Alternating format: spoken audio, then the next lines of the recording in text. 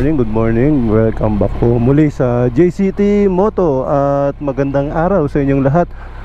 So, ngayong araw, ang lakad natin ay ipapa-change oil natin si MT-09 dahil due na siya for change oil. Ang mileage niya, umabot na kasi ng 3.8. So, nakaugalian natin na every 1.5 or 2K ay nagpapa-change oil tayo. So, tayo po at samahan niyo po ako.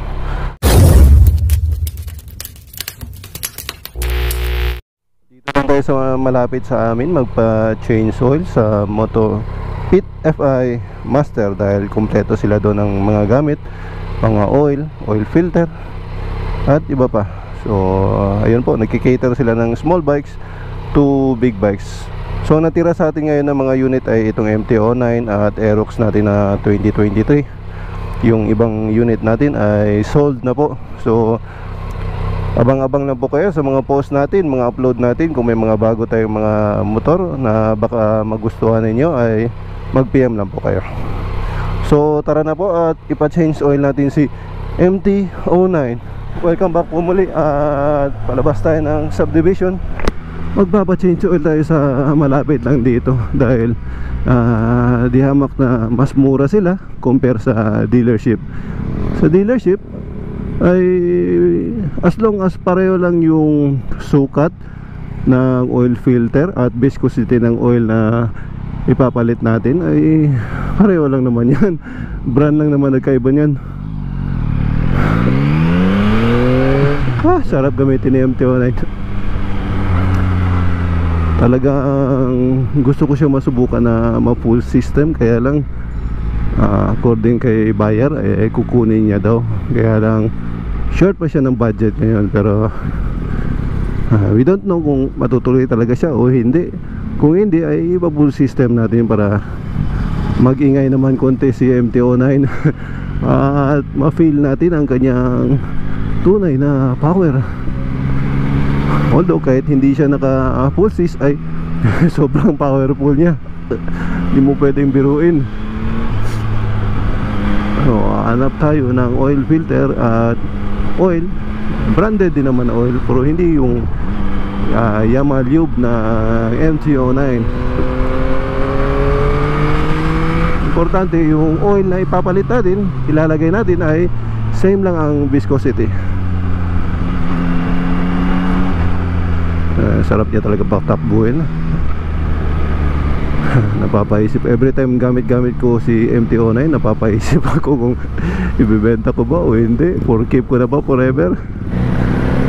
Every time na gamit natin si MT-09, napaparealize tayo na, napapaisip tayo na ibebenta ba natin o hindi. Dahil kapag may napapadaan sa atin na MT-09 parang nakakasabi tayo sa sarili natin na uy, kaganda pala ng MT-09, sarap ng tunog at sarap ng takbo at tulin. So parang nasasayangan tayo, nag-iinayang tayong konti at pag-isipan natin ang mabuti kung talagang ibebenta natin. So malapit na po tayo sa pagpapalitan natin ng oil dito sa Moto Pit FI Master. At least bukas na sila. So pasok natin si MT-09.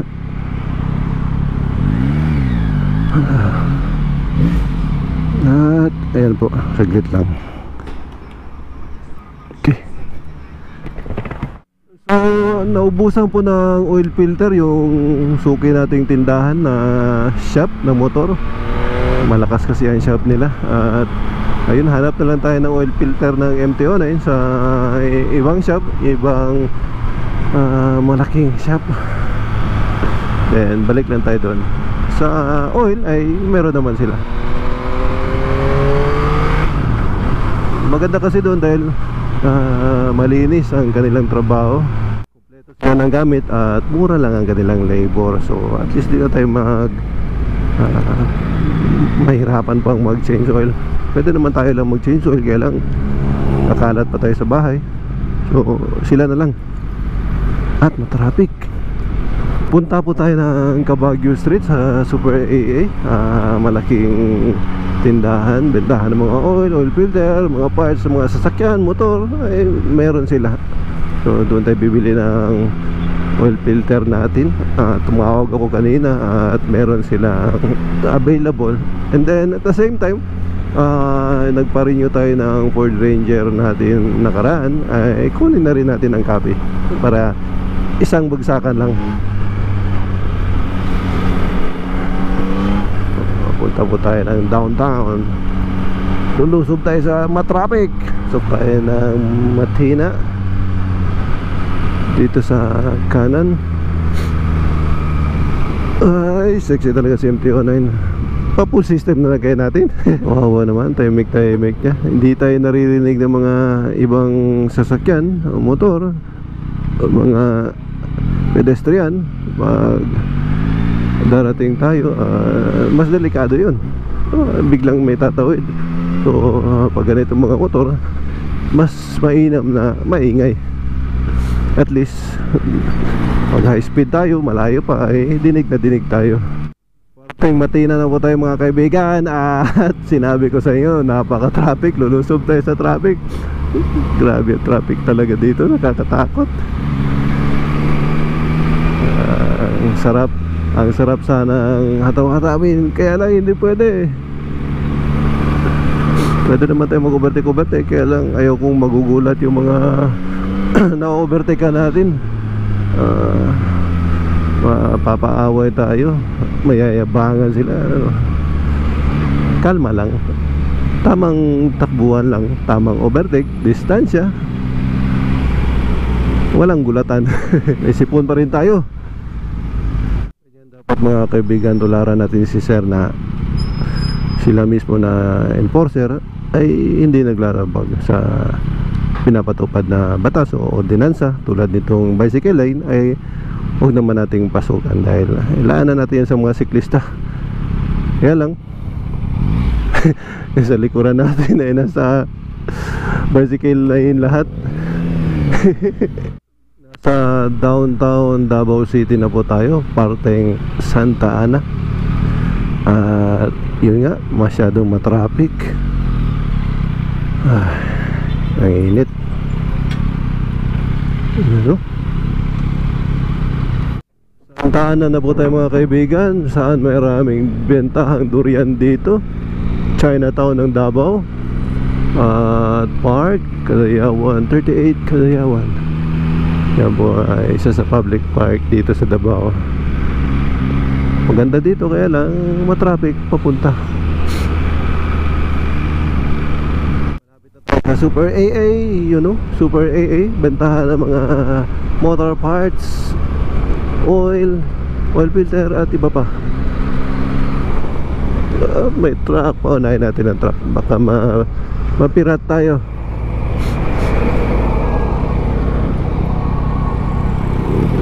Ayan o. Nagkakaguluhan nila si MT-09 natin. At dito tayo bumili ng oil filter sa maragbuang na dagan boss. Gamay puga lang, gatos dayon. Ha? Wala, record lang eh. So, tayo na po mga kaibigan. Salamat boss ha. Hilom naman eh, kay wala na ko gipa kuan, open. Ilisan yung pipe, saba kayo. Usog kayo.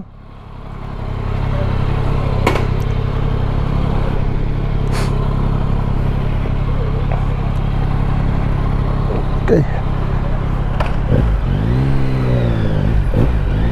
Kaya na po mga kaibigan. At balik na tayo. Magpa-change oil tayo at kunin natin yung kopya ng ating rehistro. Overpass oh, Santa Ana overpass. This is Davao. Uy, mga traffic sa dulo.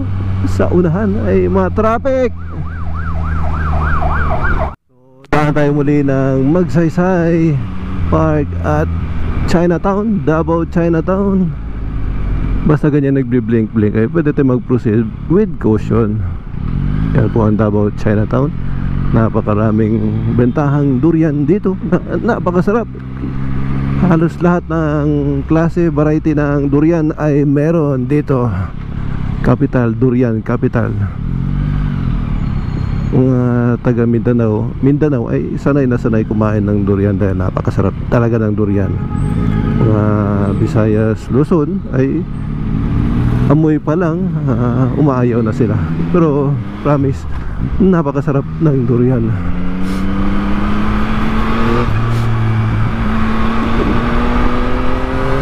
Matraffic.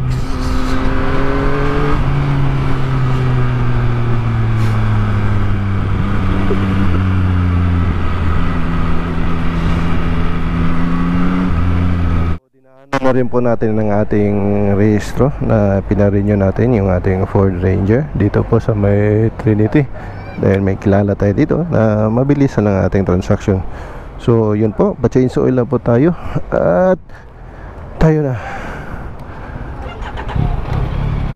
Alright, pabalik na po tayo ng Catalunan Grande at magpapa-change oil na tayo kay MT-09 natin. Matagal tayo nakabalik dahil ang traffic sa downtown, kaya ayaw kong pupunta ng downtown dahil matraffic talaga. Sobrang matraffic.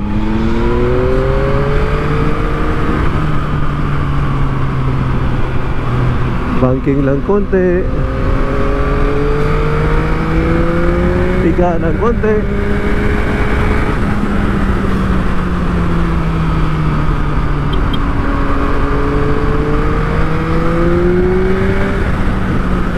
Ay, sarap. Whoop, malalim. So balik na tayo ng Motopit FI Master. Dito na po. Ayun na, pa-change oil na tayo at marami pa silang customer. So yan po si MT-09 natin, nag-aantay dahil mataas ang pila. Maraming nagpapa-change oil dito. At pinapalamig lang dahil mainit pa ang makina.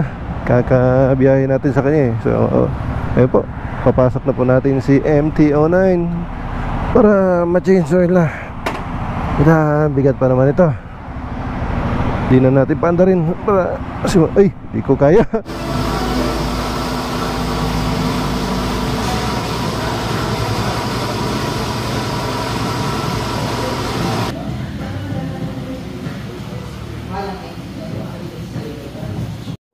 Kondisyon na po si MT-09 natin, na change oil na po nila.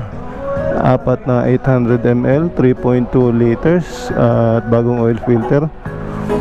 So yun po. Salamat boss, thank you boss. Ayan, bagong change oil na. So tayo na po, uwi na po tayo ng bahay. Ang sarap na muling patakbuhin ni MT-09. Ibang iba talaga pag bagong change oil. So mga kaibigan, maraming salamat po sa pagsama ninyo sa akin ngayong araw. Short video na po. Short video lang po na medyo mahaba-haba. So yun po, change oil lang kay MT-09. Thank you very much sa pagnood ninyong muli kahit na walang kwenta ang ating mga ina-upload. So hanggang dito na lang at maraming salamat. See you on the next vlog. Paalam.